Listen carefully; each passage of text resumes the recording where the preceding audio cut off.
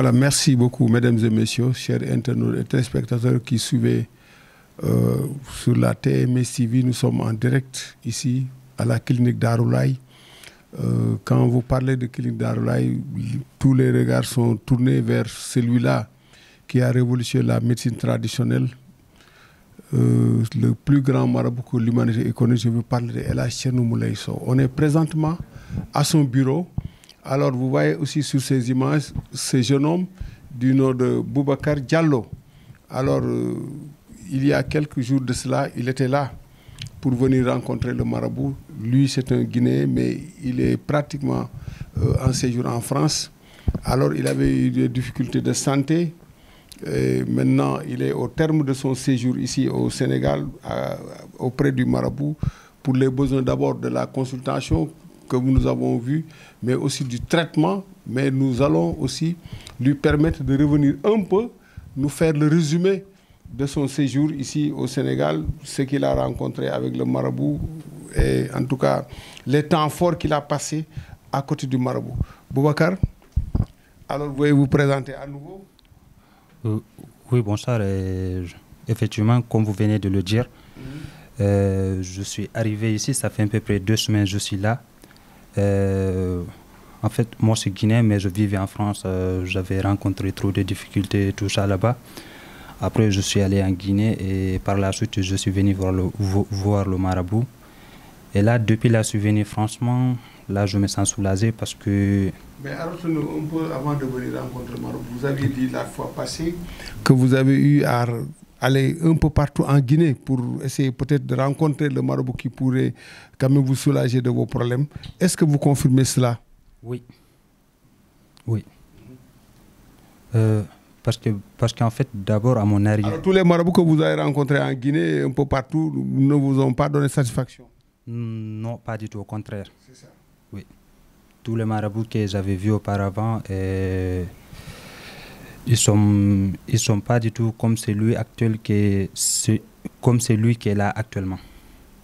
D'accord. Alors, si on reprend un peu la fois passée, vous avez dit que quand le marabout vous a consulté, il vous a fait des révélations que vous n'avez pas voulu lui dire, que vous avez gardé en cachette chez vous. Vous confirmez cela et vous nous citez quelques exemples. Oui, effectivement, parce que avant de venir, je m'étais décidé à ne pas lui raconter tout pour voir effectivement si c'est vraiment un vrai marabout qui voit les choses. Tout ce qu'il m'a dit, c'était rapport à ma vie en fait. Il m'a révélé des choses dans ma famille. Il a révélé en fait tout ce que je ne l'avais pas dit. Oui. Oui. Voilà, kon nag mbokk téléspectateurs kii ngeen gis mu ngi tudd Boubacar Diallo doomu Guinée la waaye France la nekkoon doon fa yëngatu mais mu am fa ay problème de santé am yu ko topp muy lu mu laal mu yàqu nee na nag mu dem delluwaat Guinée mu ne dem na fi ay yooni Guinée amul fu mu demul bu demee di dem di seeti maa mën yi mais daal vraiment du fa jëlee dara loo xam ne rek vraiment dina sedd xolam. Alors nee na nag mu waroon ñëw seet si Thierno Moulé Sow mais nee na bi muy ñëw ba jàkkaarloog moom waxu ko lépp maanaam yu bari daf ko nëbb doon seet ndax moom dina ko wax li nga xam ne moom moo ko yëkkati mais nee na effectivement bi ko sëriñ bi seetalee ba pare wax na ko loo xam ne lépp loo xam ne neewoon na ci moom rek maanaam ci li ko doon yàqal ba ci biir fameem yàqu-yàqu yi nga xam ne mu fa doon jógee mu ne sëriñ bi wax na ko lépp. te loolu waxu ko woon daf ko nëbboon moom dañu seet ba xam ndax kii dina ko gis am gisu ko mais sëriñ bi daal gis na ko ba defal ko ay révélation yoo xam ne vraiment ci la xelam dalee nag mu xam ne moom mi fi mu ñëw vraiment kii xam na dara. Alors maintenant après cette rencontre, ces révélations que le marabout vous a dites, alors maintenant vous avez convenu d'un traitement. Alors pouvez-vous un peu nous parler de ce traitement que vous avez subi? D'ailleurs, le premier traitement que j'ai subi, déjà cette nuit-là, en fait, j'ai fait un rêve. J'ai fait un rêve et puis voilà, j'avais un frère à moi, un grand frère, et puis je l'ai vu exploser dans une voiture. Explosé. Explosé. En fait, genre, je le vis, il y a une voiture genre, qui a explosé. Lui, il était dans la voiture. Mais Un grand frère. Un grand frère. Un grand frère à toi. Un grand frère à moi, de même père, de même mère, que je voyais, ça faisait des années, que je voyais dans mon rêve, que je n'étais même pas en contact avec. Et puis, ça faisait plus de... Depuis 2018, on n'est pas en contact. Et puis, mais je le voyais constamment tous les jours. Tous les jours auparavant, je le voyais en rêve. Il me poursuivait, on se battait et tout ça. Mais on se battait. Mais à mon arrivée ici, quand je me suis lavé le médicament là le premier jour, bah, c'est lui que je vis. La première personne que j'ai vue, c'était lui en fait. Je l'ai vu, il a explosé dans une voiture chez nous. D'accord. Alors, Nena. Ouais. La voiture, quand elle a explosé, j'ai vu, il y avait des gens autour et tout ça. Des gens aux alentours qui étaient qui étaient venus constater les dégâts en fait. Tout le monde se disait, ah, est-ce qu'il est mort là-dedans et tout ça. Et puis, bah, moi, je ne l'ai pas vu sortir. Je l'ai vu mourir dans l'explosion. Ouais. waaw léegi li mu tënk mooy bi mu ñëwee ba def traitement bi sëñ bi mu ko joxee traitement bi nee na bi mu tëddee dafa gént magam bu mu bokkal ndeeg baay boo xam ne gëjoon na ko gis depuis 2018 mais mag bi daal ci ni mu ko dikkee ci gént nee na dafa dugg ci benn oto bi mu duggee ci benn oto bi explosé ah léegi bi mu explosé nag nit ñi daw ñëw wër oto bi di seetaan bi ñuy seetaan mais moom mu ñëw xool ni gis fekk ne mag ji moom génnul ci oto bi daal maanaam daanaka daal faatu na alors. doogu ma la nag avant loolu. lu mu wax ci mag ji parce que maa ngi lay nuyu doyen. lu mu wax nii dafa am solo. waaw parce que mag jooju noonam la woon dafa ko doon xeex. nee na mag ji yàgg na ko xeex mu koy gis ci ay rêve mu koy topp mu koy dàq ji c'est vrai. mag ji daf ko yàgg a xeex saa su ne daf koy gis ci géntam loolu la wax léegi ci français. mag ji daf ko yàgg a topp ci ay gént mu koy gis mag ji ko dàqadi mu gën na am contact ak mag ji depuis 2018 maanaam mag ji noonu la woon te du nekkul nit ku baax bokk na ci li ko yàqal ak li ko sonal ci dundam yaa ngi dégg saa su ne daf koy gis ci gént mag ji sonal ko mais bu mu ñëwee njëkkee ñëw fi sangu garab bi mag ji dafa explosé ci oto bi mu daal di dee ci oto bi xam nga loolu mooy pexe mag ji yàqu na maanaam feere ma ko lancike maanaam pexe mag ji yàqu na parce que sa noon ngay gis ci gént mu lay topp di la dàq ji di la indil ay problème rawatina nga bokk ak moom ndey ak baay yow nga nekk xale am wërsëg mu teg la bët di la liggéey di la topp di la sëriñcu topp la ci affaire u dëmm xam nga mais nag xam nga kenn du volcan ak vite fait keroog ba mu xam nga bu ñu nee vite fait ñur gu ñaar ga keroog ba mu suuroo fii vite fait bi volcan ba mu ko suuroo sangoo vite fait bi ci la explosé mag ji waaw loolu leeralal loolu dafa am solo lu mu wax nii. effectivement parce que kooku bokk na ci ñi ko njëkk a sonal. te ñoom ñoo bokk benn deret. alors il a parlé de son grand frère de même père et de même mère quand même qui s'est toujours constitué comme son véritable ennemi qui n'a jamais cessé de lui faire la guerre en tout cas de le détruire. Il a même cherché son grand frère a même cherché de le détruire alors que c'est son grand frère de même père et de même mère.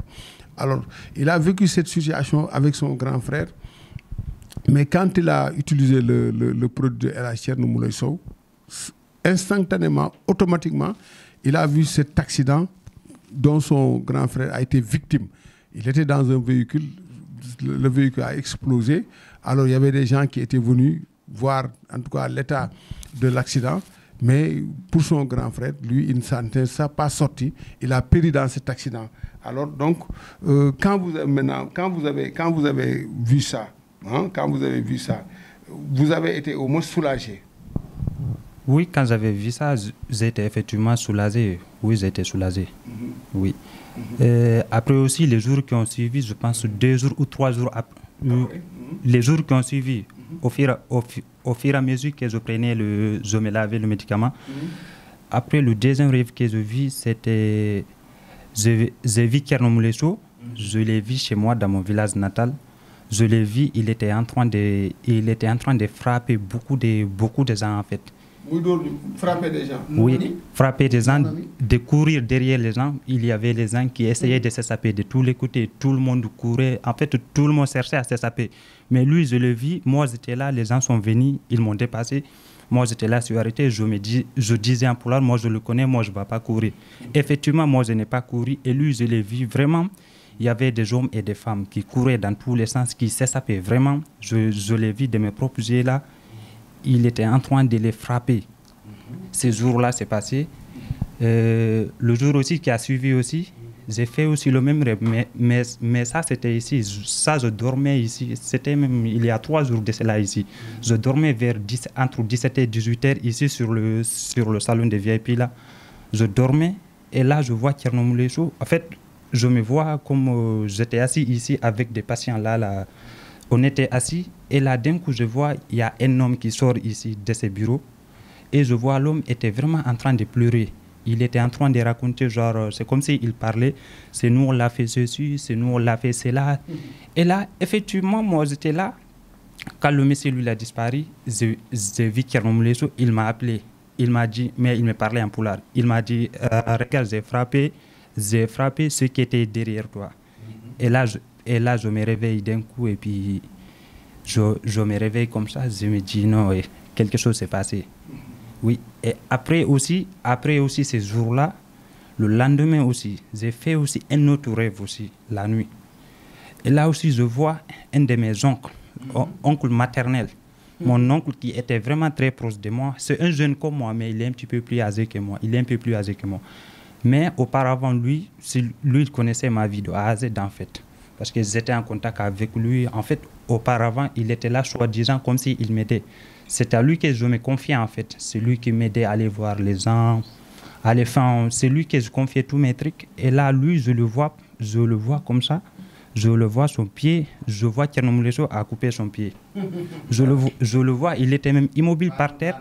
Je l'ai vu, il était immobile par terre. Il pleurait vraiment, il y avait des sangs qui coulaient, tout ça.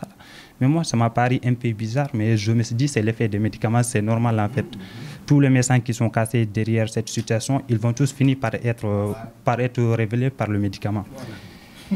On reprend les 3. D'abord, on commence par la première révélation. Néna, gis na Thierno Moule Sow dem Guinée.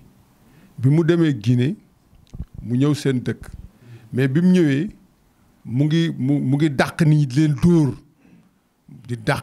dóor ñuy daw fu nekk ñu daw moom bi mu gisee ne waaw ñii lu ñuy daw xool ndekete Thierno Moule Sow la moom dawul parce que mu ne kii de xam naa ko moom daal di taxaw fi mu taxaw mais Thierno Moule Sow daal mu ngi topp gars yi di dóor gars yi di daw fu nekk nag nit di jaar mu topp leen di leen dóor gars yi di tasaaroo maanaam mais moom dawuloon parce que moom gis na Thierno Moule Sow te xàmme na ko.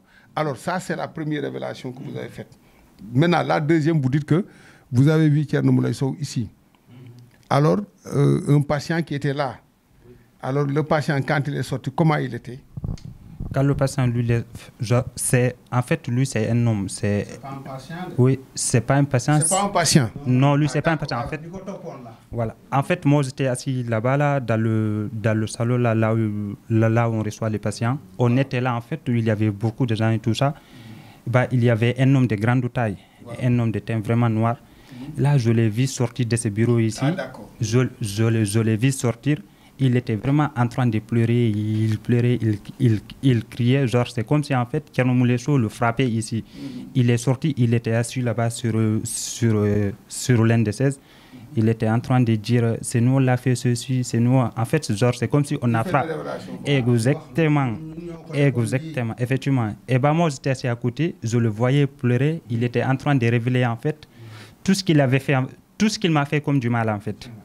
Et puis là, quand il a cessé de pleurer, instantanément, j'ai vu Thierno Moule Sow, il m'a appelé, il a dit Boubacar Arougaï. Après, je suis venu, moi j'étais arrêté là, je l'ai vu. Lui il était assis là, la manière dont il est assis là, c'était pareil. Il m'a dit, voilà, regarde là, l'homme qui vient de sortir de là, je viens de le frapper, c'est lui qui était à la base aussi de tes problèmes. Oui. Oui. Néna, ñoom dañ nekkoon salle xam nga fii ku xam fii configuration bi dafa am benn salle VIP foofu la sa genre salle d'attente la foofu la ñuy toog mais nee na foofu la toog am góor gu fi génnee mais bi mu fi génn góor gu ñuul gu am yax nee na bi mu fi génnee mu ngi jooy yu métti mu naan waaw góor kii moom lu muy jooy après mu ne Thierno Moulay Sow woo ko bi mu ko wooyee ne ko gis nga kooku fi génne mu ne ko moom laa doon jëflanteel parce que daf maanaam wax na lu bon yëpp li mu la doon def yëpp wax na ko te góor gi aussi bi mu génnee confirmé ne moom ku ko sonaloon la daal ku ko sonaloon la daf ko daan sonal maanaam moo ko li ko doon dal yëpp moom ñoom ñoo ko doon teg maanaam ñoom ñoo ko doon teg léegi nag Thierno Moulay Sow aussi bi mu wooyee Boubacar nee na Boubacar bi mu ñëwee tamit mu ne ko gis nga góor googu fi génn ci ñi la doon faagagal la ñi la doon fexeel la waaye duma naa ko gis nga mooy jooy noonu comprendre nga alors donc ci moment boobu effectivement nee na góor goo xam ne ni boo ko gisee ku ñuul la nii ku am yax la alors maintenant après la suite. nijaayam la maanaam c'est son oncle. Ouais. La troisième personne maintenant. Le troisième personne, comme je vous ai dit, c'est mon oncle que j'ai vu. Je l'ai vu, genre c'est comme si en fait on était là sur un terrain de foot. Wow. On était en train de jouer. Lui, il était lui à l'écart. Il y avait tout le monde qui était. Ne jouait pas. Voilà. Moi, j'étais là en train de jouer avec d'autres personnes et tout. Lui, il était à l'écart du terrain. Et là, d'un coup, je vois Thierno Moulay qui apparaît comme ça, comme il avait, je sais pas, il avait quelque chose à la main, je sais pas si c'était une masse ou un bâton, quelque chose comme ça. Direct, je l'ai vu, et puis il a coupé son pied droit. Et il a coupé le pied droit de ton oncle? De mon oncle, là, le jeune là. Quand il a coupé son pied droit, il a disparu aussi comme ça. Il a disparu. Qui a disparu? Thierno Moulay Sow, il a disparu après avoir coupé le pied de mon oncle. Ouais. Et là, d'un coup, il était en train d'appeler d'aide. Et puis nous, on est venus, on le voit, il était en train de saigner. Il ne pouvait rien faire vraiment.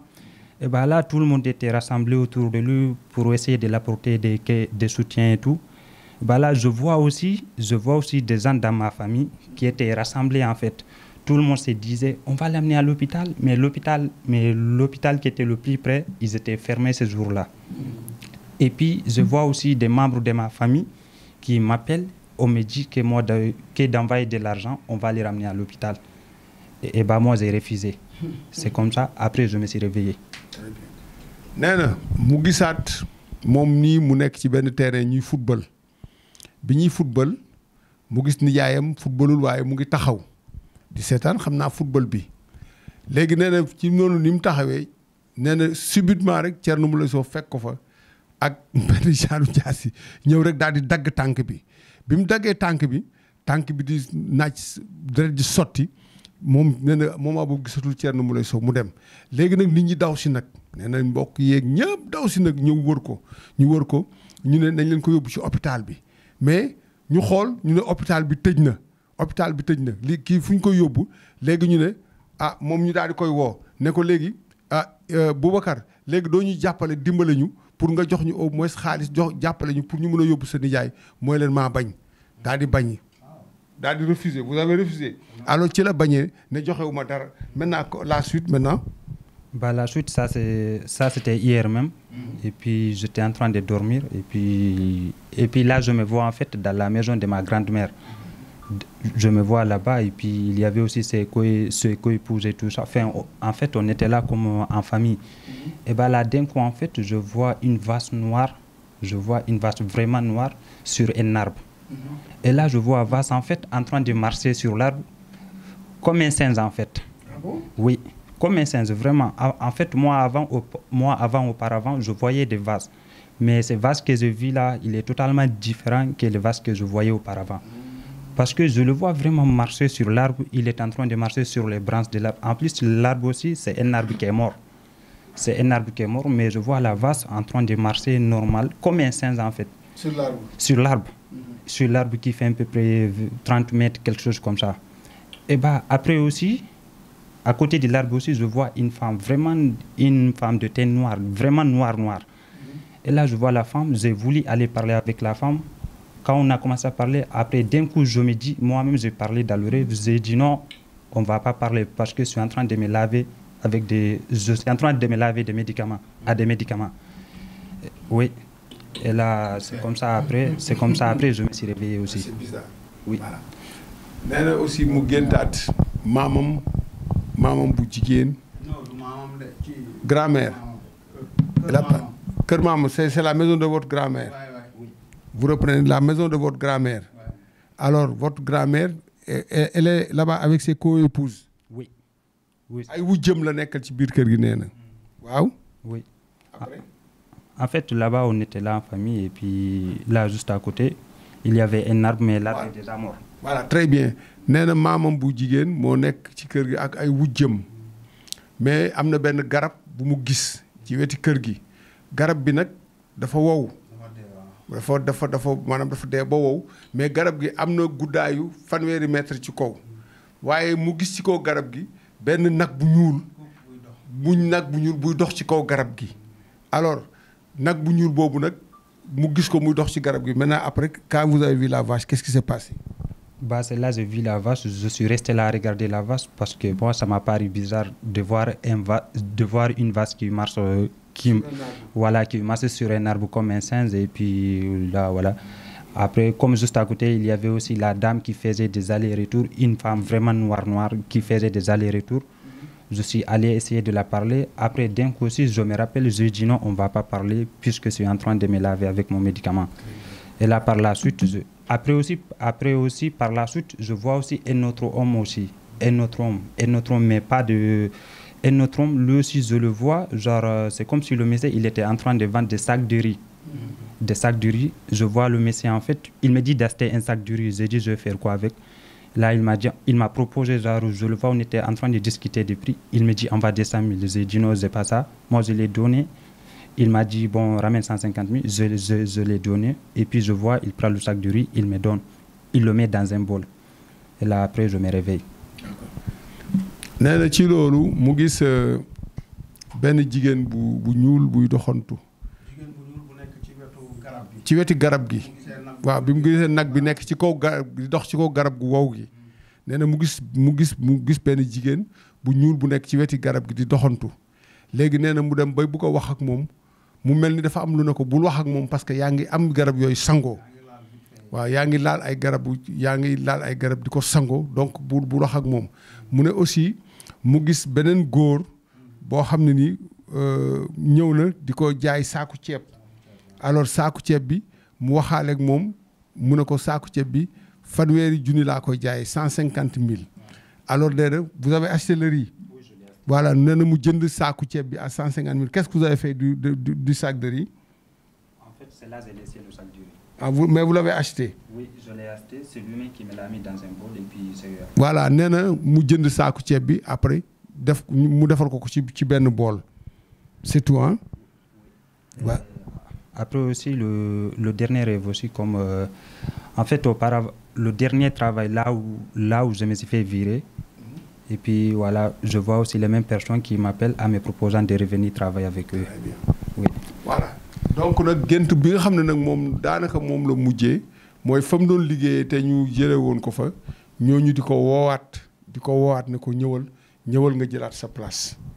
Donc ça a été le dernier rêve, hein? Là où tu travailles maintenant, tu as quitté, mais c'est les gens qui t'appellent pour que tu reviennes prendre ta place. C'est la même personne en fait. Ça c'était à l'aéroport de Paris-Orly. C'est là où j'avais fait une formation pour travailler là-bas et tout. En plus, je n'étais pas seul, on était plusieurs personnes. On a tous fait la même formation et tout ça. Après moi, on est arrivé. Il y avait que moi qu'on a licencié sans aucune raison valable et tout. Et là, ces derniers jours-là, je vois la même dame qui m'a viré sans aucune raison valable, qui me rappelle à nouveau de revenir. Je vois la dame, en fait, elle est venue, que je lui donne mon passeport, mes documents et tout ça, qui est de revenir. Je vois la dame, c'est comme si, en fait, elle était en train même de me forcer de revenir travailler avec eux. Vraiment. nee na mu gis aussi fa mu doon liggéey nga xam dañu fa def formation ba pare nekkoon nañ parce que fukki nit ak juróom mais moom rek lañ ci licencié woon maanaam moom rek lañ ci dàqoon nee na nag ka ko dàqoon ku jigéen la mais jigéen googu la gis mu di ko naan ñëwal dem na fa sax ba di ko forcer pour mu ñëw jëlaat place am voilà donc en résumé cette série de rêves que Boubacar Diallo nous a révélé après avoir commencé à utiliser en tout cas les produits que El Hadj Thierno Moulay Sow l'a remis mooy produit vite fait Johnny Johnny bi yooyu nga xam ne ni vraiment volcan beeg yooyu nga xam ne ni ça a fini de faire le tour du monde de par leur efficacité. Maintenant je peux dire que Boubacar vous êtes plus ou moins soulagé maintenant. Oui, là, effectivement, là, je suis soulagé par rapport au rêve que je vois déjà, parce que moi, ça m'a paru bizarre. Ça m'a paru bizarre parce qu'une personne qui t'a sassé comme ça, et puis du jour au lendemain aussi, que ce soit aussi la même personne qui revient vers toi. En fait, moi, avant, en fait, auparavant, c'est moi qui faisais des efforts. Je faisais des efforts, je me justifiais, tout ça. Mais là, ces derniers temps, je vois vraiment, moi, en fait, c'est comme si, en fait, moi, je n'étais pas intéressé pour le poste. Et c'était la dame qui était plus intéressée que moi, que moi qui est intéressé par le poste. Vraiment.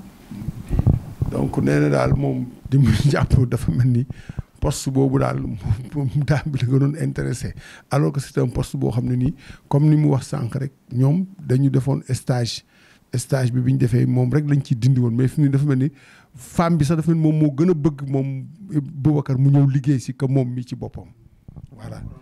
moo koy forcé ne ko pour mu ñëw maintenant femme bi daal dafa mel moom moo gën a bëgg Boubacar ñëw jëlaat place am pour ñëw liggéey si que moom voilà donc vous avez fini de résumer, vous n'avez pas quelque chose encore à ajouter?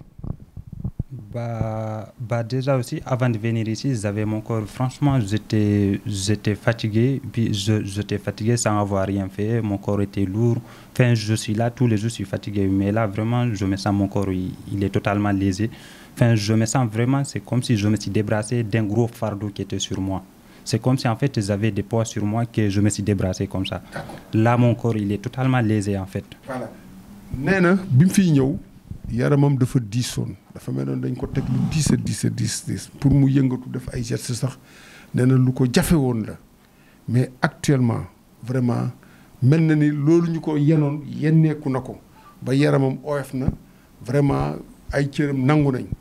Vous confirmez que maintenant vous êtes soulagé, ces lourdeurs que vous avez ressenties pendant très longtemps, maintenant vous ne ressentez rien. Là je ne sens plus. Voilà, maintenant je vous demande de te lever et tu fais des gestes avec les bras, hein, alors pour montrer que tu n'as rien. Voilà. Alors. Voilà. Comment? Voilà, c'est ça. Alors vous le voyez? Voilà. jëlal ma ko animal voilà y a plus rien voilà ok assieds-toi gars yi tàcc leen ko voilà alors lii def ci baax parce que olof dañuy wax ne weddi gis bokku ci c'est pourquoi je l'ai demandé mu jóg du dëgg parce que suñ ko bàyyiwoon mu toog rek mën nañ yaakaar dafa wax rek yem ci mais comme que moom moo wax ne yaramam dafa disoon ay cëram mënu yëngatu ba mu waxee loolu ma obligé ko moom mu indi preuve waaye xam nga ne kii li mu def man de mënuma ko xam naa ne caméraman yi ma gis mënuñu ko. Alors maintenant Boubacar qu'est-ce que vous dites en substance à ceux-là qui vous regardent alors qu'ils vous connaissent très bien, quel est l'appel que vous lancez? Franchement, ce que moi j'ai à leur dire, c'est à ne pas prendre les choses à la légère en fait. Quelque chose dont on ne connaît pas, il ne faut pas dire que ça n'existe pas. Genre, il ne faut pas minimiser en fait les choses. Il ne faut pas te négliger. Moi, parce qu'auparavant, en fait, moi, tous ces arts de choses-là, moi aussi, j'étais comme eux. Si cela ne m'avait pas arrivé, moi, je n'aurais jamais cru à ces arts de choses. Parce que, voilà, j'étais là, en fait, moi, tout ce que je voulais, en fait, c'était de m'enrichir, c'était de chercher, voilà, c'était, en fait, de chercher mon pain quotidien.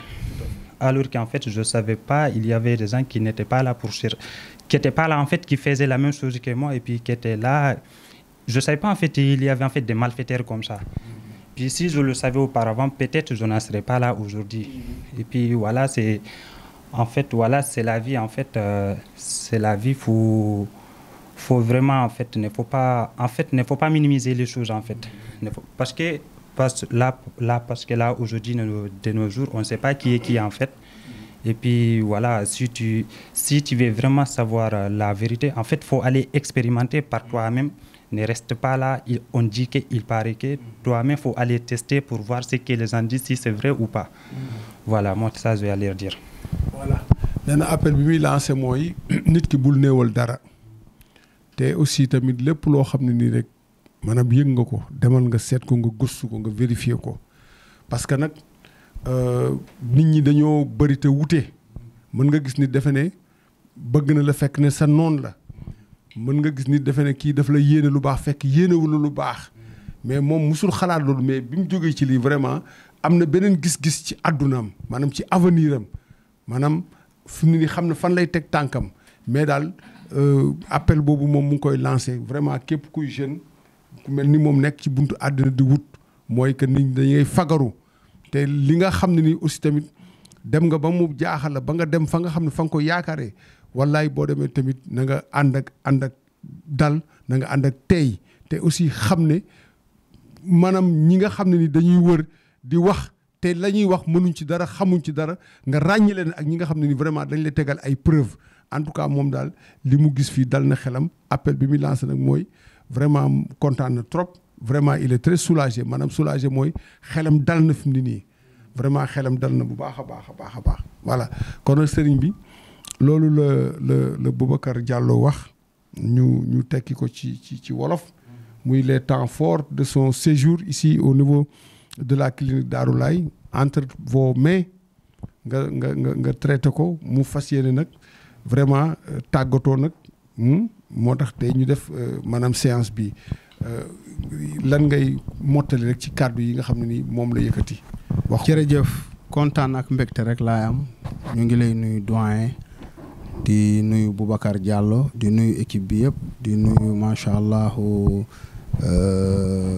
Aliou Mbaye Fallou Yatma macha allah Baye Cheikh Mamadou di nuyu ñuy seetaan à travers TMS TV di nuyu suma soxna madame Sow la reine di nuyu suma ñaari xariti prince 1 prince 2 di nuyu équipe bi yëpp di nuyu ñëpp di nuyu taalibe yi mule yëpp jëwriñ yi jëwriñ ajaratu Khadiba Khadi Mbuub jëwriñ Galaay jëwriñ ajaratu Ndey Cheikh ajaratu Virginie jëwriñ Alaaji Majaw di nuyu jëwriñ Fa Bakary Sonko mule jëwriñ Fama Sow jëwriñ aussi di Kelso di kontaan bu baax a baax di bég lool ci anniversaire bi jàll di sant ñëpp di gërëm ñëpp jëwriñ ajaratu Khadi Mbuub ndeysaan yónnee na ma 100 000 francs keroog avant anniversaire bi ak brodé bi 100 000 yi nag dama ko yéex a gis après laa ko gis kon moom jox na ma 100 000 francs ak brodé di nuyu ñëpp jëwriñ ajaratu Ndey Cheikh teraanga yi bari na ngato yeeg coffreur yeeg jasineer yeeg brodé yeeg yëpp madame Sow kontaan na di nuyu jëwriñ ajaratu Khadiba aussi addiya bi bari na lool xaalis bi jëwriñ Virginie aussi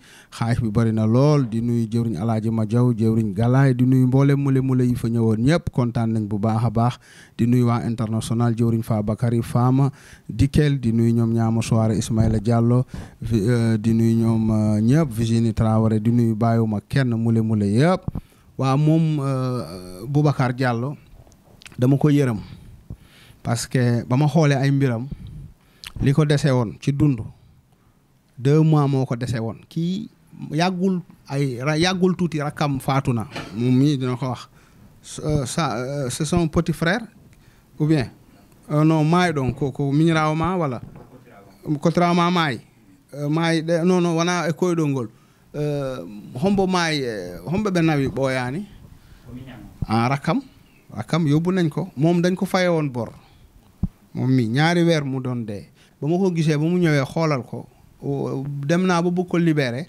ne ko na xaaraat lépp rek ngir dimbali ko parce que yaakaar dafa fort mu jóge ba Guinée mais dëgg France la toog te moom li gën a metti nag ay mbokkam ñoo ko topp nag ñi ko jege nag wax na fii xam nga man ba tey wax tudduma tur mais jour bu ma ko njëkkee suur fi sangu ko magam bu mu bokka ndeye baay moom la gis mu explosé te kooku bokk na li ko sonal maanaam depuis 2018 du wax ak kooku muy gis kooku ci rêve waaye xam nga volcan bi ak vite fait bi seen bañeel la bugguñu ko maanaam lépp lu nekk ci yow muy dëmm ak jinne ak rab lu la mën a topp boo ko sanguwee day këpp seen kaw noonu la demee nag maanaam dañ ko sonaloon bu baax a baax seen waa dëkk beneen bi nag aussi tamit mu gis ma ñëw seen dëkk di duma noonam yeeg dëmm yi ko topp ak saytaane yi ko topp ma leen di duma mu gis leen loolu parce que keroog maa ngi woon fii ci benn liggéey maa ngi woon ci moom lendemain bi ma fanaan ci moom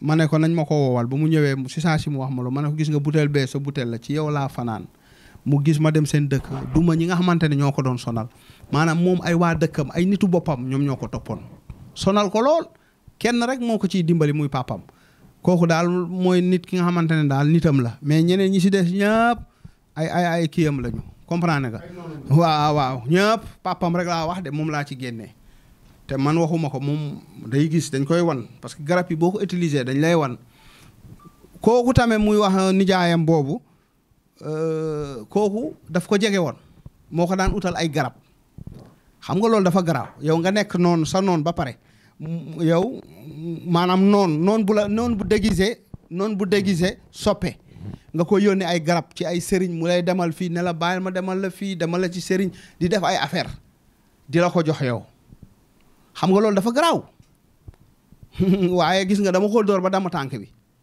gis na ko parce que man maa koy faj maa koy jox ay garab képp ku ko sonal maa koy duma ci sama xam-xam maay jóg duma ko gis nga mu gis ne kooku noonu bu déguisé soppe boobu ñu ma damm tànk bi parce que kooku daf ko jege woon moo ko daan naan jëlal garab bii defal nii di ko demal fii xaaral ma demal la ci sëriñi diw fekk kookoo ngi def ay affaire am kii yàlla moo ko dimbali mu indi ko ci man sinon bu toogoon 2 weer day faatu wallahi barki alxuraan wax naa ko nga gis ne seen waa dëkk dañu koo topp parce que nitu wërsëg la dafa teel a am wërsëg dem tukki ñu teg ko bët di ko topp boo xoolee yàggul tuuti am na benn rakkam bu faatu bi nga xamante ne dañ koo joxe benn rakkam moom nii actuellement ñemewul dem seen dëkk bu ñibbee ci capital bi yem seen dëkk gëj na foofu benn jour la fa mus a dem guddi papam ne ko ñëwal ci guddi balaa bërsa nga ñibbi ba mu demee ci guddi tuuti benn paa rey ko wax na ko tuuti kooku rey ko kon moom actuellement nii bu fi jógee sax du dem seen dëkk dafa am feneen fu muy dem fu dul seen dëkk dëgg cosaanam parce que ñoom ñoo ko bëgg a faat waaye alhamdulilah rabbil alamin ba mu ñëwee fii suñu borom boole ma ak moom ma dimbali ko yërëm ko nag jàppale ko téye ko ci kër gi xam ngeen kër gi du ma fi héberger ñu bari n'est-ce pas ku ñëw malade bu ñëw da ngay fanaan boo xëyee dem mais boo gisee ma téye ko bugguma ko bàyyi rek mu dem dama ko bëgg a def lu may def ci moom dimbali ko ba pare ne ko demal parce que dama xam ne su ma ko bàyyee rek mu dem baaxul moo tax ma téye ko fii moo tax ma téye ko wonaa du waɗi mi jaggumaa ɗo wonɗaa ɗo moo tax ma téye ko pour yërëm ko dimbali ko parce que du xaalis bi ma fay bi sax laalaguma ko moo ngi nii lii la ma joxoon laalaguma ko sax waaw kon du affaire u xaalis du dama nam ma xaaye wala dama bëgg xaaye li ma fayonoo ngi nii laalaguma ko sax dama ko denc su ma xaalis laay jël di def yu ma war a def ci moom mais moom xaalis bi ma fayoon moo ngi nii kon sëriñ bi du dafa nam ma xaaye wala dafa sonn ci soxlawul xaalis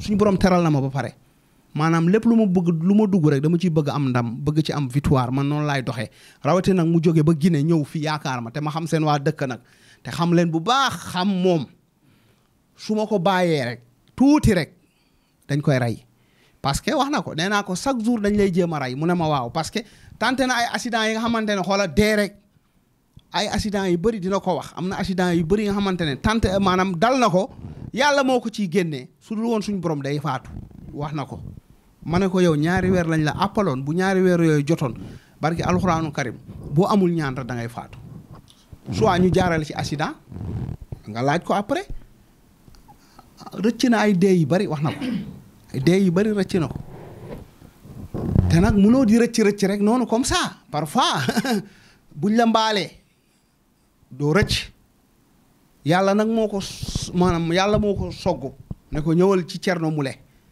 nga xamante ne Guinée xam nañ kan mooy Thierno Moule Sow Guinée xam nañ man maay kan dama ko yërëm dimbali ko nag bu mu ragal dara wax naa ko tu ne peux rien wax naa ko bu mu ragal tous ndax man duma la boot ba pare ngay ragal waaw déjà gis nga won nañ ko lépp ci gént gis na ko garab yi lay laal muy gis may dem di duma seen waa dëkk di leen toroxal ñu koy won lépp waaw loolu nag dama koy sante yàlla du man yàlla la suñu borom moo ma jox xam-xam jox ma baatin di ko sante borom bi bu baax a baax nag di julli ci rasulullah sallallahu alayhi wasallam di suñu yaakaaru tey ëllëg lii sant yàlla rek ndax ndaw la bi nga xamante ne su amuloon ndimbal heure bi faatu na bu amuloon ndimbal dëgg dem na parce que fu mu nekk ni dañ ko fayee bor actuellement moom famille am seen diggante ngi kalaate foofu parce que yàq naa lépp xamb yi toj na jaxase naa dëkk bi maanaam rajaxe naa lépp li nga xamante ne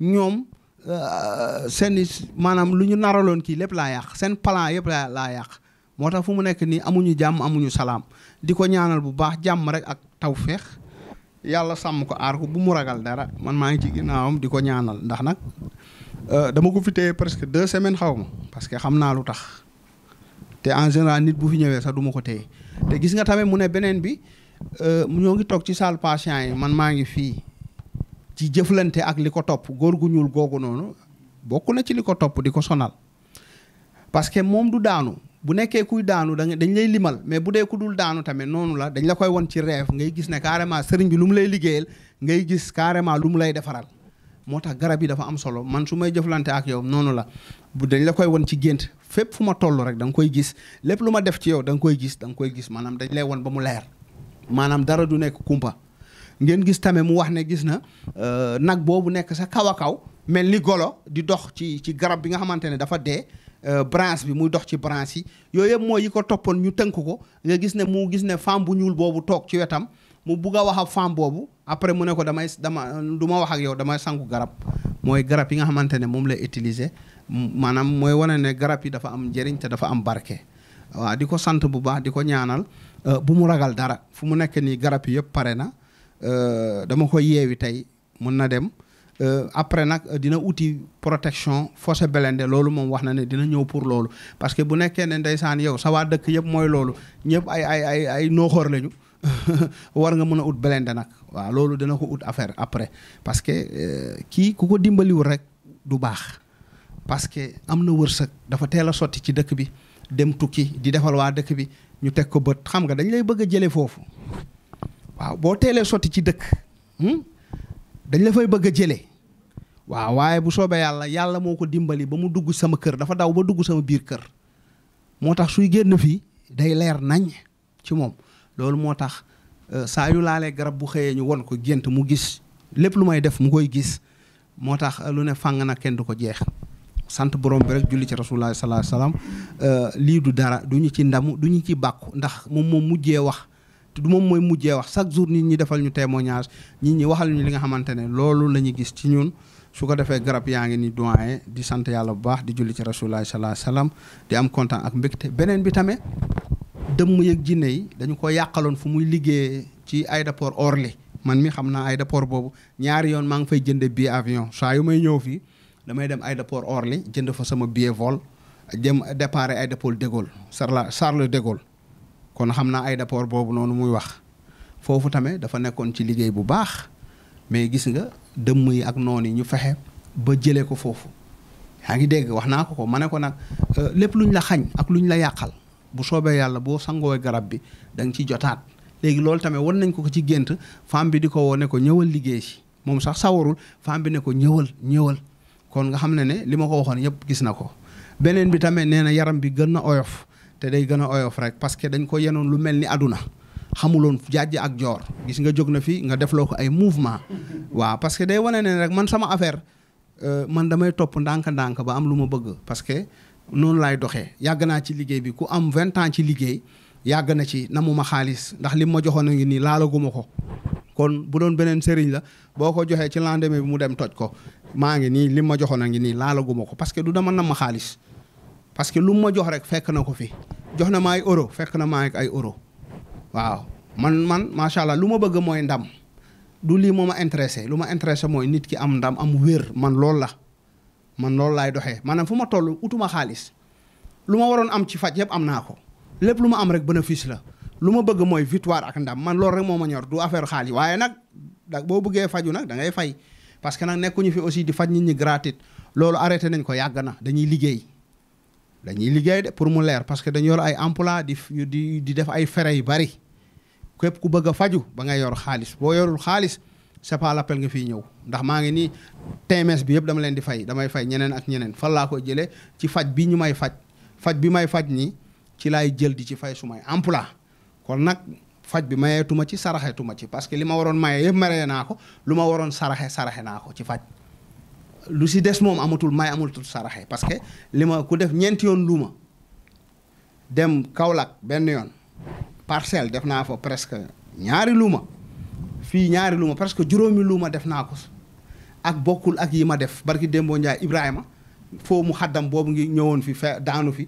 ma dimbali ko faj ko gis nga ba tey aw ma ci merci aw ma ci jërëjëf waaw kon nag moom instant bi moom ku bëgg a faju moom lambal sa poos nga ñëw soo yorul moom c'est pas l'appel ngay ñëw wala nga may woo parce que li ma waroon def ci gratuit yëpp def naa ko di si des mooy damay liggéey waaw di sant borom bi rek di julli ci rasulullah sallallahu alayhi wasallam kon nag yal na yàlla def jàmm macha allah merci beaucoup léegi mën nga indi c'est bon cofal ko tekkil ko tuuti ci français Ibrahima mu déggaale o xaal na ma seeɗa ko mi haali pour fama quoi waaw li ma wax nii yëpp bu mu ragalati ku maanaam dama koo boot waaw nga expliqué ko nga tekki tuuti ci li ma ko wax.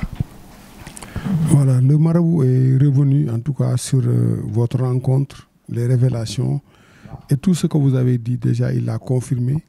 Mais pour quand même pour son dernier, ses dernières recommandations en votre égard, alors il vous demande d'avoir la conscience tranquille. Il vous demande de ne pas avoir peur parce qu'il est à vos côtés. Alors parce que ces produits-là qu'il vous a remis, vraiment, il sait bien l'efficacité. Parce que leur efficacité a déjà fait ses preuves. Partout où vraiment ça a été utilisé. Donc, ayez la conscience tranquille. Restez calme, restez serein. Parce que quand même, le bon Dieu vous a orienté vers lui. C'est vrai que si vous n'étiez pas venu ici, presque vos jours sur terre seraient comptés. Comme 2 mois, voilà, il est 2 mois. Comme est disparu d'une manière aussi brutale votre jeune frère. Ouais. Alors heureusement que vous êtes venu ici. Alors il s'est bien occupé de vous.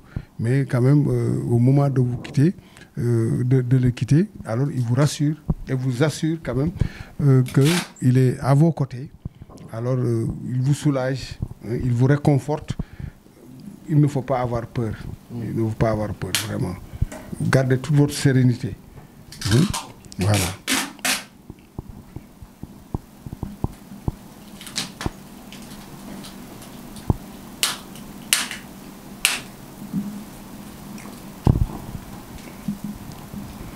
waaw jox ko la remise symbolique. waaw oɗo mi jonnumamo pour aɗa momomo subaka e kikide ha o tawa ara waɗa belende o anani oɗo ko wujago eyyi mi jonnumamo par ce que a waɗani belende taw joni noon pour wallugol ma quoi a momotomo ha waɗa belende o anani ato gasu quoi ha waɗa belende anani bi dama ko jox may ko dama ko may c'est cadeau ça. Ah d'accord, voilà. Voilà, ça c'est cadeau. Voilà, il vous donne ça cadeau. Bon, vous préparez belendem bi parce que voilà. Belende tamit. Il y a un autre produit. Ay dëmm lañu. Blende voilà. yow da nga leen di gën a dof. waaw du noonu. waaw waa dëkk bi yëpp bu dee ay dëmm lañu yow da nga leen di gën a wowle kon xam nga. waaw kii nag dama koo jox may ko ça c'est cadeau. Voilà, donc il vous remet ça comme un cadeau. Il vous remet ça gratuitement. Voilà. Et le fossé blindé, vous allez revenir certainement pour le chercher. Parce que ça va vous permettre quand même d'éloigner les sorciers. Hein? D'éloigner de très loin les sorciers. Alors vous prenez les médicaments, remise symbolique. Ok. Ça, c'est le volcan. Et l'encens volcan, voilà. Voilà, okay. L'encens volcan.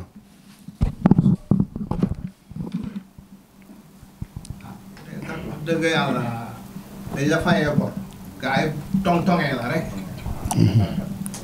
waaw Sara dañ la joxe dañu signé maanaam dañoo signé ne yow la ñu fayee bor bi waaw yow yaay bor bi parce que yow yaa am barke bi yow yaa am wërsëg bi du ñu xool walaakaana ku tekkiwul dara de ku tekki dara ku leen di jëriñ ki kooku la ñuy lekk moo tax dëmm lu bon la dëmm amul xarit amul àndandoo amul soppe amul dara dëmm baaxul daf lay lekk te ki am njëriñ ki lañ naan coppet lekk ko bàyyi fa walaakaana bi ku tekkiwul dara ki kooku lañ fay bàyyi mais ku am njëriñ ki foofu lañ koy def mu dee moo tax man du ma xaritoog dëmm soxlawu ma xaritoog moo tax dëmm yi bugguñu ma parce que bugguma leen waaw bugguma leen loolu la du ma négocier ak ay dëmm non non waaw bu comprendre parce que yii ñemewuñu ko garab yi parce que xoolal ki mu bokkal ndey ak baay ba mu laalee garab yi kooku dafa explosé ci oto bi dee ci oto bi loolu baaxul ci moom kooku noonu ma ne ko nag di nga dégg ay dee de waaye nag rayoo kenn man tam rayuma kenn boo defee sa yaram ku la yéene dee bu deewee affaire am la walla du noonu ah sinon dañ koy rey léegi moom rakkam yàggul lañ ko rey rakkam moom moo ngi Paris ndeysaan dem di ñëw di liggéey xam nga ñu ne Paris raara foofu lañ lay def yóbbu la da ngay jékki-jékki rek def soog dee wala benn action xam nga noonu lañ lay coobee maanaam noonu lañ lay rayee quoi waaw boo gisee accident yu bëri loolu la yenn accident yi grave yëpp day fekk ne ñoom joxe nañ la ba pare les gars yi dañuy exécuter rek pang nit ki dee ok bii mooy vite fait bi se laver matin soir puis se laver matin soir waaw non parce que nii ay xa gina après xa pari ok day def fenn si kii mu def sang parce que bu ko mélangé te toogoogul non waaw kono miɗo faala lootade ɗum ɗo fof taw simi yaha noon pari mi faala lootade ɗum ɗo fof guine noon simi yaha a faala lootade fof guine so yaha pari eyyi kono hawa sa yeehi aɗa wawi lootade mi sikki sa yeehi guina ɓooyata mais so woni a jooɗoto toon ko ami lanna lootade lekke eyyi awa joni sa yeehi aɗa wawi lootade toon subaka e kikiraɗa comme siwo eyyi ɗum noon siko looto no wawi lootade lebbi ɗiɗi lebbi tati mais so woni an a jotta ko ɗum toon siko à peu près combien de eyyi a pas de problème a waɗat déminé a fecce kay so wona ɗum sa way mune 2 semaines no buka took foof mane ko kon boko toye lepp haaj ko mais noon sa feccini a ɗaɓɓay ƴulɓere waɗa nder a faami kembu waɗa nder quoi fecca eyyi par ce que no hina he nder mum quoi waɗa nder a faami sa feccini aɗa wawi lootade feccere goto 2 semaines o heddi ko mara sa yeehi to lootoɗa koye nder ndiyam watte eyyi a waɗa e siwo eyyi so woni aɗa wawi wadde e siwo dembina so woni a wawi wadde e siwo aussi a waɗa siwo ndiyam etta seeɗa waɗa memmina lootoɗa par ce que mi anda no wonirra toon quoi a faami ok min comprendre no dama ko expliqué bon bu nekkee ne situation nekki na quoi bu nekkee moom kese mun na def ci siwo mu sangu bu nekkee ne nag dafa am ñu mu nekkal mun na ko bañ a def ci siwo mun na def siwo ndox mu def yëngal mu dem sangu xam nga parfois mun nga am environnement bi nga xamante ne da nga nekk ak ay nit doo mun a bàyyi sa affaire noonu quoi faami si tawi noon ara si ndiyan ala sum haala mi wuujora ni ka ko ma jillindira e ndiyan non ko ma jillindira e ndiyan quoi ko waɗu ndiyan ko to mi ƴetta seeɗa mi eyyi sa faalama quoi ɗum ɗo ko ma jilla e ndiyan quoi ma jilla e ndiyan par ce que ɗum ko golla ha gayni joni sa jillini e ndiyan tan lekki kin ara normal quoi faami eyyi oɗo noon ko jamma ha jamma quoi o a ɗaɓɓay bouteille quoi ko bouteille wayno ni ani feccere waɗa nder toon sak jamma momoɗa ɓandu ma ha ɓandu fof deppa faami sak jamma eyyi waɗa kembure ɗo nder mara o kadi sa hooti pari aɗa wawi utilisé faami a fecce ni quoi waɗa e bouteille e vinire quoi bouteille eyyi aɗa mema ɗum hanani mi waɗa ɗon kembure aɗa yaha mara e lekki ma moƴƴa waɗa nokku goo ɓe wawata bonnude non ayɓe ɓe wawata non kala membuɗo ɗum boye ɓe wawata bonnude jamais mane ko garab yi kenn mënu ko yàq bu ñu ko laale du baax ci ñoom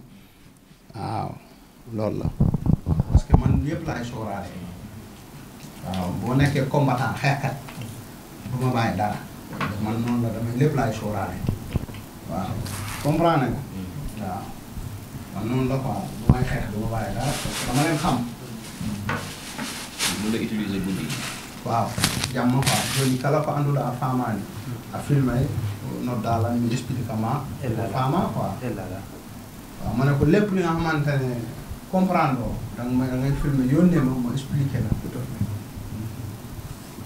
parce que man dama leen xam quoi dama xam gars yi waaw fu mu nekk nii moom yëngal na dëkk bi. lañ ciy saare saare man de lañ ciy saare waaw waɗi an noon kadi loototo leɗɗe ɗe waɗiraano mi haalirma nani eyata fijir ɗum quoi fus hulu quoi a faami eyi ko noon yaari kala ko holleɗa e koyɗol a wawiɗan noddude walla maɗa par ce que dañ koy won chaque jour nañ ko won ay affaire wax naa ko nañ la won booy laal garab yi dañ lay won da ngay gis maanaam dara du la ump say mbir loolu tamit dafa neex ngay sangu garab rek xamoo ci loo nekk amul njëriñ quoi maanaam foog ngay sangu garab di yëg di sentir ñi lay wan nga xam ne kat man maa ngi ci jàmm maa ngi ci salaam mais mënu ma sangu garab rek kat xaw ma ci lu ma nekk du ma xaw ma dara loolu baaxul man samay garab da ngay xam fa nga ne xam ci loo nekk di sentir di yëg di noonu man noonu laay doxee dama man noonu laay doxee waaw afaami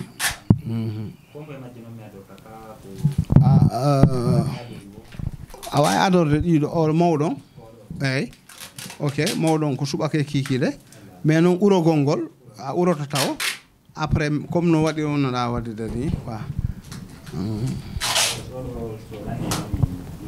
eyyi oɗo sa falama kadi a tawa ɗum ndiyan hewɗa a waɗu seeɗa ndiyan rek ɓanduma ɗum tawa aɗa wawi lotade e suudu sa tawa a waɗi sarbet yo natto e ɓandu ɗum tan tekki hibbugol ngol ala amul importance garab bi jaru muy tuur bu bari importance bi na def ko sa yaram kese loolu mooy important bi quoi dama xam dëmm yi ak jinne yi ma leen xam du ma leen may dara tous waaw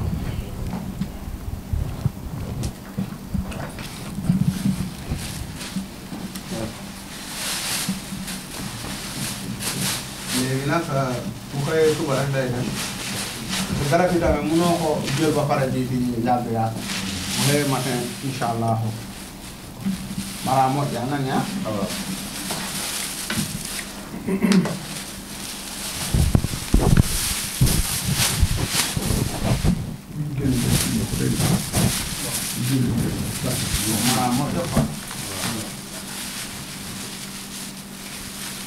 ay oro aɗa wawi fuɗɗoade quoi o binire ɗo hande kikiɗe eyyi aɗa wawi memude hande so wayi hakkadi mema quoi bouteille eyyi binire nayi aɗa wawi fuɗɗode aɗa yaha binde kadi sa memamo ha ɓandu ma ɗum ɗona après ha quoi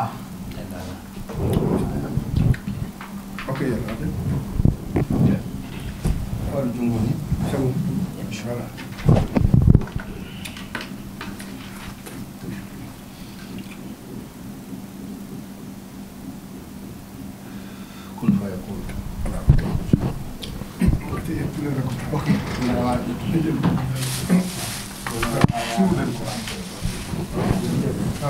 Merci. Ok.